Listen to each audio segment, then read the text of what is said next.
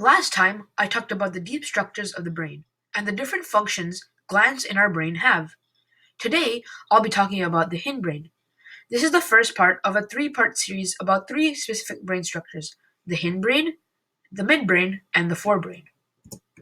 To begin, let me answer one general question. What is the hindbrain?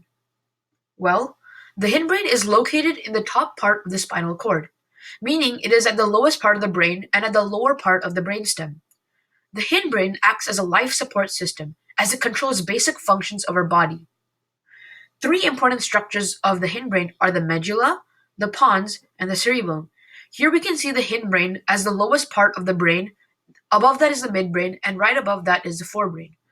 Here we can see the medulla, the pons, and the cerebellum, and other specific parts of the brain. The first of the structures is the medulla.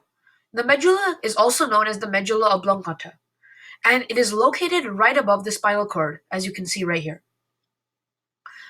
The medulla controls basic functions such as the blood pressure, heart rate, and breathing, and it controls the four cranial nerves, which are the glossopharyngeal nerve, the vagus nerve, the accessory nerve, and the hypoglossal nerve. The glossopharyngeal nerve coordinates some taste sensations and mouth movements. The vagus nerve controls mouth movements, voice, and the gag reflex. The accessory nerve coordinates head and neck movements, and the hypoglossal nerve controls tongue movements and muscles involved in our speech. Here we can see the medulla over here and over here. Next is the pons.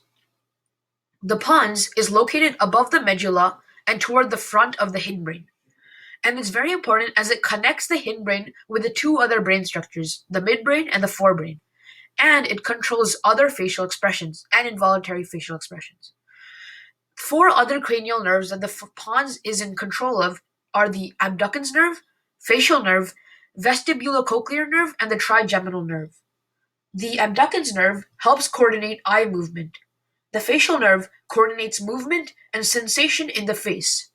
The vestibulocochlear nerve processes sounds and helps us maintain balance, and the trigeminal nerve coordinates chewing and carries sensory information from the face and the head. Here we can see the pons is in the front over here and right over here.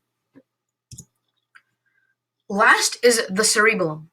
The cerebellum is located in the bottom rear of the brain, as you can see here, and it's called the little brain because it looks similar to the brain itself.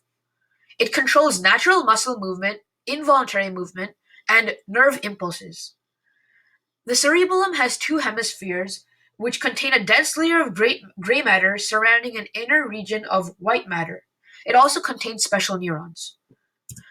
And that is some information about the hindbrain and the brain. Thank you all for listening, and be sure to stay tuned for the next two parts and some more videos about our interesting organ known as the brain.